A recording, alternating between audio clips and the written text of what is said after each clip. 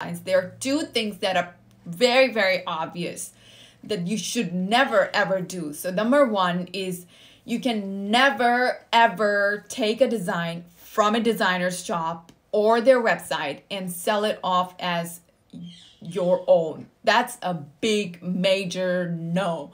Now, a lot of people have this confusion like, oh my gosh, I purchased the commercial license, so I'm allowed to do this. Well, that's not how it works.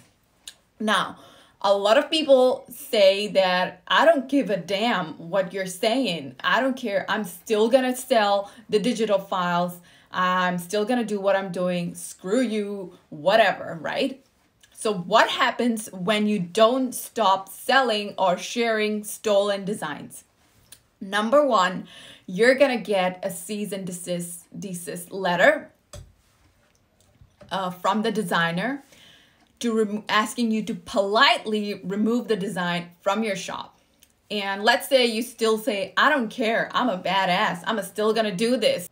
So what that designer can do, the designer can hire an attorney and file a lawsuit against you in the federal court for copyright infringement. And this action might not happen right away. You might think that you're not in danger, you're out of trouble. Few years might even pass. And believe me, you can still get screwed for this.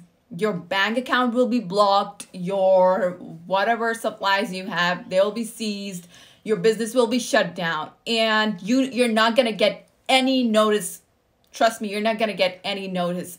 Your first warning, first and last warning is the first cease and desist letter that you're going to get. That's it. After that, if you ignore that, you are going to get screwed and you won't even see it coming. It's a serious thing, you guys. Imagine all of a sudden waking up in the morning and not being able to use your bank account. How is that going to feel?